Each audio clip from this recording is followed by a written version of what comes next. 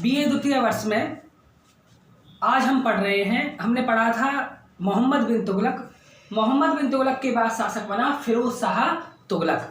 और फिरोज शाह तुगलक अपनी प्रशासनिक सुधार और प्रशासनिक व्यवस्था के लिए मध्यकालीन भारतीय इतिहास में जाना जाता है।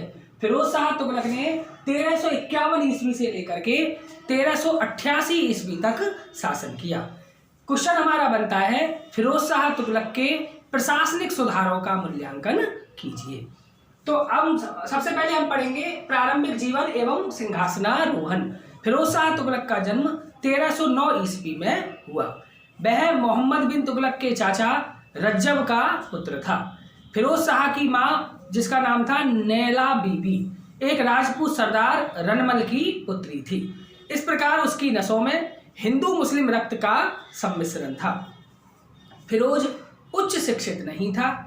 मोहम्मद बिन तुगलक अपने इस चचेरे भाई से अधिक स्नेह करता था, इसलिए उसने उसे शासन में उच्च पदों पर बनाए रखा। जिस समय 20 मार्च 1351 को मोहम्मद बिन तुगलक की मृत्यु हुई, उस समय फिरोज तुगलक ठट्टा एक स्थान का नाम है, ठट्टा में शाही शिविर में उपस्थित था।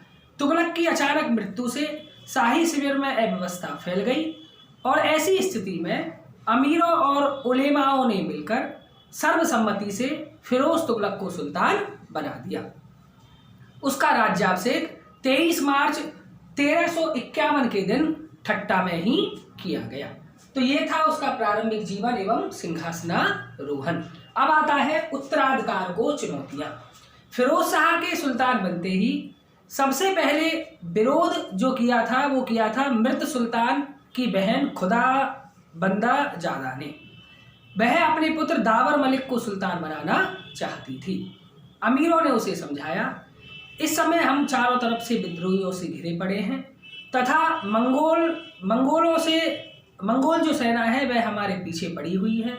फिरोज तुगलक को अगर शासक नहीं बनाया गया तो हम सब संकट में पड़ जाएंगे। और समझाने पर खुदाबंद ज्यादा जो है वह समझ गई और शांत हो गई।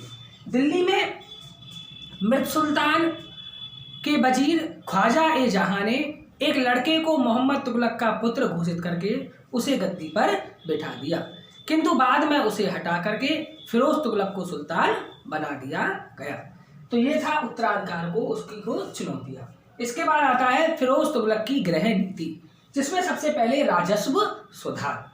मोहम्मद बिन तुगलक की असफल नीतियों के कारण, हमने पूर्व में पढ़ा है कि मोहम्मद बिन तुगलक की 5 योजनाएं थी और 5 योजनाएं उसकी असफल हुई।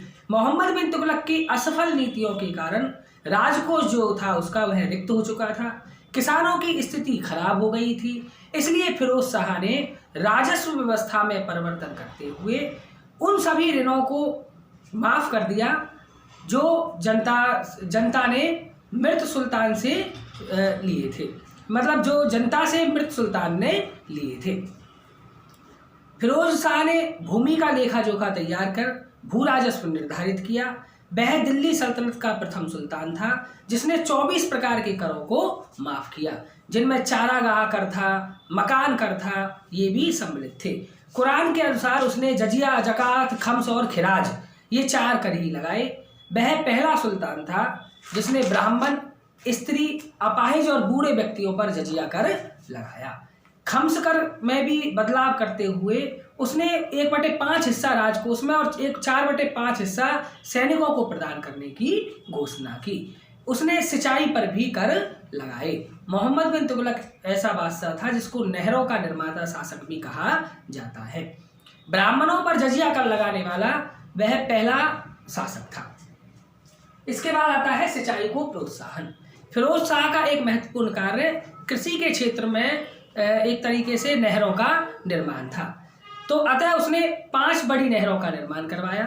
जो पहली नहर थी वो यमुना से हिसार तक थी, जो 150 मील लंबी थी। दूसरी नहर सतलज से घाघरा तक थी, जो 96 मील लंबी थी। तीसरी नहर जो थी वो मंडवी तथा सिरमौर की पहाड़ियों से हासी तक थी। चौथी जो थी वो घग्गर से फिरोजाबाद तक थी और 5वीं जो थी वो यमुना से फिरोजाबाद तक थी। फरिश्ता के अनुसार उसने सिंचाई की सुविधा हेतु अन्य नदियों पर 50 बांध बनवाए। यात्रियों की सुविधा एवं सिंचाई हेतु उसने 160 कुएं भी खुदवाए। इसके बाद आता है सार्वजनिक निर्माण कार्य। फिरोज शाह को निर्माण कार्य का अत्यंत शौक था।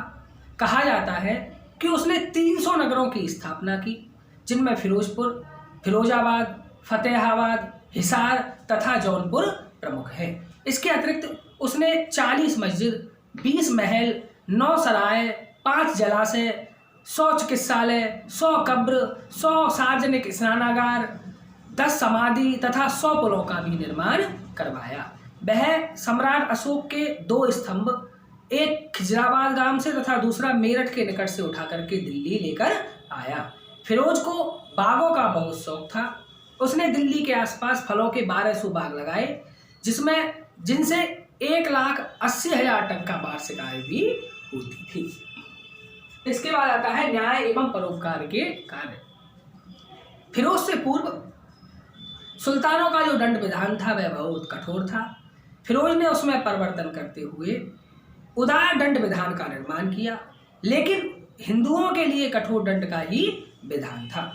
उसने परोपकार के कार्यों में रुचि थी। उसने मुसलमानों के लिए रोजगार दफ्तर खोला, एक दानशाला जिसका नाम था दीवान ए खैरात, उसकी स्थापना की, जिसके द्वारा निर्धन एवं असहाय मुसलमानों की पुत्रियों के विवाह की व्यवस्था की जाती थी। दिल्ली के निकट एक चिकित्सालय जिसका नाम था दार उल सफा का भी फिरोज शाह ने निर्माण करवाया, जिसमें मुफ्त इलाज किया जाता था। तो ये था फिरोज शाह का न्याय एवं परोपकार के कार्य। इसके बाद आता है शिक्षा एवं साहित्य। फिरोज की शिक्षा के विकास में विशेष रुचि थी। उसने अनेक पाठशालाओं, विद्यालयों और मठों की स्थापना की तथा उनमें विद्वान लोगों को नियुक्त किया। उसने शिक्षण संस्थाओं में राज्य की ओर से अनुदान तथा योग्य विद्यार्थियों को छात्रवृत्ति देने की व्यवस्था भी की। उसे इतिहास में विशेष रुचि थी। बरनी एवं शम्स ए सिराज अफीफ जैसे विद्वान उसके संरक्षण में पलते थे और उन्होंने उसके संरक्षण में ऐतिहासिक ग्रंथ लिखे। वह स्वयं भी एक अच्छा लेखक था। उसने अपनी आत्मकथा लिखी जिसका नाम था फतुहाते फिरोज शाही। तो ये था शिक्षा एवं साहित्य के क्षेत्र में फिरोज शाह के कार्य। इसके बाद दास प्रथा। सुल्तान फिरोज शाह को बहुत बड़ी संख्या में दासों को रखने का शौक था। उसके शासनकाल में दासों की संख्या 1,80,000 तक पहुंच गई थी। इनमें से 40,000 दास तो सुल्तान की सेवा में हमेशा महल में ही रहा करते थे। उसने दासों की देखरेख के लिए एक विभाग की स्थापना की जिसको दीवान ए बंदगान कहा जाता था। इसके बाद सैन्य व्यवस्था। फिरोज एक योग्य सेना नायक नहीं था, अतः वह सैन्य संगठन को सुधारने की तरफ ध्यान नहीं दे पाया। उसने जागीरदारी प्रथा के आधार पर सेना का संगठन किया। सैनिकों को जागीर दे दी जाती थी जो उनके सुखमय जीवन के लिए ही काफी थी। इससे सैनिकों का पद वंशानुगत हो गया तथा योग एवं शारीरिक क्षमता के सिद्धांत का जो महत्व था वह समाप्त होता चला गया। इससे सैनिक शक्ति जो थी वह कमजोर भी पड़ गई। इसके बाद धार्मिक नीति। फिरोज शाह तुगलक एक कट्टर मुसलमान था। उसने कट्टर मुसलमान होने के नाते दरबार में उलेमा वर्ग को प्रधानता दी। उसने हिंदू मंदिरों को लूटा तथा मूर्तियों को तोड़ा। हिंदुओं को धर्म परिवर्तन के लिए जागीरें, उपाधियां, धन एवं सम्मान देकर प्रोत्साहित किया। शिया एवं गैर सुन्नी मुसलमानों के प्रति भी उसका जो विधान था वह कठोर था। मजूमदार के अनुसार फिरोज इस युग का सबसे धर्मांध मुसलमान शासक था। तो ये थे फिरोज शाह के प्रशासनिक सुधार और प्रशासन में उसके द्वारा किए गए कार्य, जिनमें उसकी गृह नीति, उसके राजस्व सुधार, उसके द्वारा सिंचाइयों को प्रोत्साहन, नहरों का निर्माण किया गया, सार्वजनिक निर्माण कार्य उसके द्वारा किए गए, न्याय एवं परोपकार के कार्य, शिक्षा एवं साहित्य के क्षेत्र में उसका योगदान, दास प्रथा, सैन्य व्यवस्था और धार्मिक नीति। अब आती है फिरोज शाह की मृत्यु। फिरोज के जो अंतिम दिन थे वह बड़े कष्टप्रद मृत्यु हुए। 1374 में उसके उत्तराधिकारी उसका पुत्र फतेह खां की मृत्यु हो गई थी, जिससे सुल्तान को भारी आघात पहुंचा। 1387 में उसका जो दूसरा पुत्र था खाने जहां, वह भी मर गया और शोक की अवस्था में 20 सितंबर 1388 को लगभग 88 वर्ष की उम्र में फिरोज शाह तुगलक की मृत्यु हो गई। तो ये था फिरोज शाह तुगलक और उसके प्रशासनिक सुधार। अब हम फिरोज शाह के मूल्यांकन की बात करें तो फिरोज के चरित्र एवं व्यक्तित्व के संबंध में विद्वानों में मतभेद है। बर्नी ने उसे न्यायप्रिय तथा दयालु शासक माना है। आधुनिक इतिहासकार एल फिस्टन फिरोज की तुलना अकबर से करते हैं। वहीं दूसरी ओर बीए स्मिथ फिरोज की अकबर से तुलना को मूर्खतापूर्ण मानते हैं। तो ये था फिरोज शाह तुगलक, जिसने 1351 से लेकर के 1388 ईस्वी तक शासन किया। क्वेश्चन हमारा बनता है, फिरोज शाह तुगलक के प्रशासनिक सुधारों का वर्णन कीजिए।